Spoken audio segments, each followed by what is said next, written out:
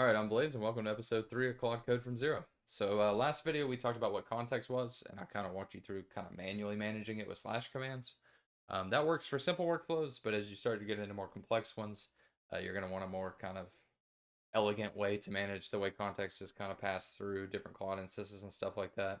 And it's just not really feasible to do larger scale work without using the composable system.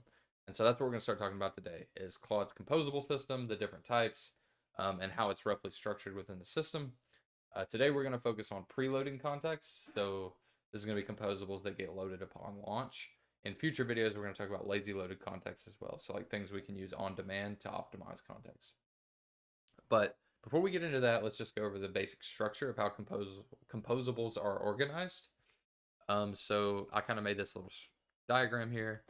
So we run our shell command Claude, and we get the CLI launch, and we create our main context window. And then within our CWD, which is whatever directory we were initializing Claude in, we have this .claude, and we can either create that ourselves or Claude will create it for us if we haven't created any composables. It just knows to do that. But it's a subdirectory for organizing different Claude composables to achieve different things. And I kind of color coded them here. So everything in pink is going to be preloaded or eager loaded, and everything in blue is lazy loaded. But they will all kind of live in this space. And then the reason that it's duplicated is because you actually have a user scope Claude as well, and that's where you can store things you want to use across projects. So like if for me, my GitHub my GitHub MCP and my Supabase MCP live in my user because I use them everywhere, and then pretty much everything else other than like some common skills and whatnot, I try and keep scope to the projects that I use them in. And the reason for that is if you just go throwing everything in your user and it's specific to certain projects, then anytime you're working in not that project, you just burn context that doesn't have any relevance to what you're doing.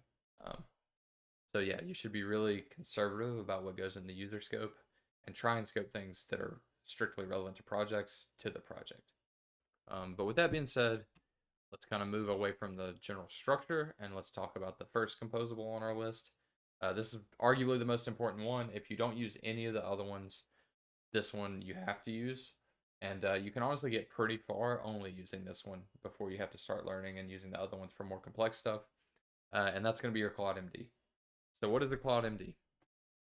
CLAUDE.md is essentially just a README, but it's a README for Claude. So it's going to be a document that contains things like the directory map, code base rules, rules you want Claude to follow when it's working in a project or code base. It might be a list of skills and things that are available. It might be, conventions, anything really that's pertinent to the project and kind of essential to anybody working in that repo should know this. You can give it to Claude the same way. And it saves Claude from having to go manually explore the code base every single time and read a bunch of irrelevant files. So you save context, but you also save time. You don't have to sit and wait for it to do that. And so you can, if you've done this and written a CLAUDE.md already, every time after that you initialize a Claude session in this CWD, you'll be able to just kind of hit the ground running and pick up with that baseline knowledge. CLAUDE.md is, like I said, preloaded. So every time you run Claude in a directory that has a CLAUDE.md, it reads it before you ever send a prompt, and it's good to go. So it's there.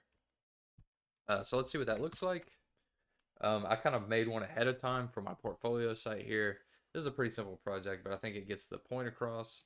It's just kind of got like some build information, got some routing, and then one thing that I thought was pretty cool is it picked up on my custom theme, and it made kind of a rule in the CLAUDE.md about that, so that it knows when it does front end work for me that it has to follow this global theme. And as far as writing this, you could write the CLAUDE.md yourself. I've done that for some projects. But honestly, for most things, I would just suggest running an init command. So if I open up a terminal, and then I kind of cd into my portfolio as my CWD, and I run Claude, I can run an init. And if I didn't already have a CLAUDE.md, this would actually go explore the code base and write one for me. And that's actually what this is. So it wrote this by itself. I haven't made any edits, and this is just kind of out of the box. One thing to note is that for more complex projects, this does tend to put out a little bit of a verbose CLAUDE.md, and it's pretty widely suggested to keep the CLAUDE.md as short as possible. I think the Claude doc suggests less than 200 lines. For big projects, that's kind of hard to do, but I do try and keep mine like no more than 500. If you start getting towards that like 1,000 mark on lines in your CLAUDE.md, then there's probably a lot of things that you could optimize, because it's very rare that you need all that stuff every single time. You might be able to lazy load some of it in its tools or skills or things like that. But there's one more thing we're going to talk about with CLAUDE.mds before we move on. That is the nesting structure of them. So this is kind of, a lot of people I don't think know this, but this is pretty important to know in my opinion. I'm just going to make an example directory. So I'll go make dir example, and then I'm going to cd into that. And I'm going to actually write a CLAUDE.md for this one. So I'll go vim CLAUDE.md. I'm going to say your first name is Inigo. And you'll see where I'm going with this in a second. And then so within example, I'm also going to make a nested directory, and I'm going to call it nested. We'll cd into nested. And then I will write another CLAUDE.md now in the nested directory. And I will say your last name is Montoya. And so now we have that first directory, the parent has that CLAUDE.md that says your first name is Inigo. The last one, or the nested directory, has a CLAUDE.md that says your last name is Montoya. And so what I want to prove with this is that not only will Claude read the CLAUDE.md in your CWD on initialization, it will also read any CLAUDE.mds that are up the directory structure tree. So if you're in like a parent or an ancestor directory, it'll read the CWD, and it'll also read the ancestor's CLAUDE.md on initialization, so preloading. So now that we're in the nested directory, if I run Claude, if I prompt it and ask it what its name is, it should say that its name is Inigo Montoya, because it would read the Montoya from its current working directory, and then it would walk up the directory tree and pick up on Inigo. What is your name? It should say its name is Inigo Montoya. My name is Inigo Montoya. Prepare to die, right? But the next thing to note is that it can also read down the directory tree into subdirectories or children, but it does not do that preloading the way it does with ancestors. So it preloads ancestors to CWD, but for children, they'll only be loaded if it has to go read that directory. It doesn't have to go read a CLAUDE.md, but if it goes into that directory at all, then it will read the CLAUDE.md, but it will not be preloaded. So to show that, let's close out of Claude. Let's go back to the parent directory example, and then we'll run Claude here. And now if I ask what its name is, it probably should just say my name is Inigo, because it hasn't seen the Montoya yet. So what is your name? My first name is Inigo. It doesn't know about the nested one right now.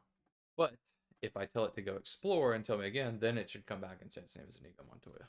So we'll do that.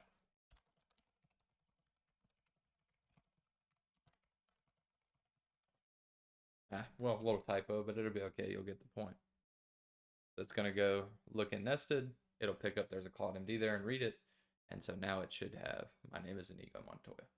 So to kind of recap the inheritance pattern here, anything up the directory tree, it will inherit down and preload, and then anything down the directory tree will have to be explored before it gets loaded.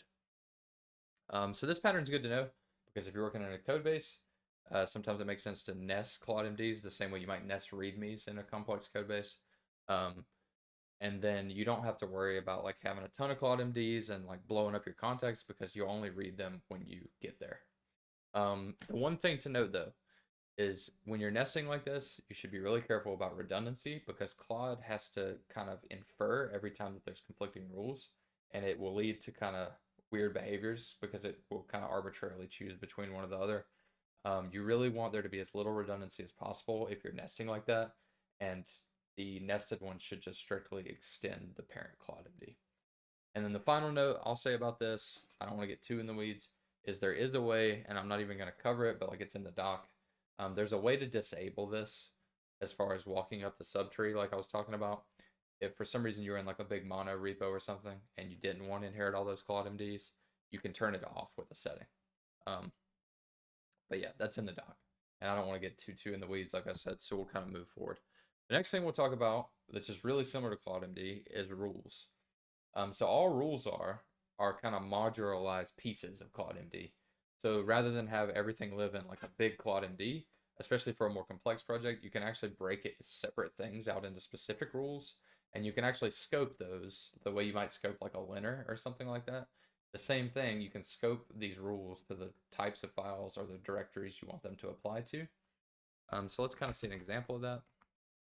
I'll open that portfolio site back up, and we kind of had our CLAUDE.md, and I kind of like the idea that it put my theming rules in here, but I almost feel like this should be a dedicated rule for TSX files, because it's not really going to apply to everything. Like, I don't really expect that to apply to my JSON file, right? But I want that to apply to every single TSX file, and it almost seems like it should have its own dedicated thing. So let's do this. We'll get out of example. We'll go back to, should have a command here. We'll run Claude with my portfolio as the CWD. And now I should be able to tell it, I like the theming notes in the Claude.md. And I also could have tagged that, but I didn't. But I want a dedicated rule, scoped.tsx. And so I'll run this, and what Claude should do is it should take this README, extract that into its own specific rule, save it in the .claude under rules, and it should add a YAML prefix to limit that rule to apply to TSX. Like it wants to do some stuff, so I'll do that. It wants to create the rules subdirectory. There it goes. It wrote the skill. So now if we check up here, we have this rule theming, and you can see it added this globs. This might not be the right syntax. I think it might be paths. But for us, I think you get the point. The idea here is that we have a dedicated kind of modularized rule about this, and we've limited it to the files we want it to apply to. So just an alternative to CLAUDE.md. If it starts getting real long, you can start breaking it off into rules. One thing to note, though, rules get preloaded just like CLAUDE.md, so they're still going to use context. This approach is no more efficient than the other approach, other than sometimes it makes sense to kind of modularize. And then the last thing we will talk about is memory. So we can actually go to Claude and hit up memory.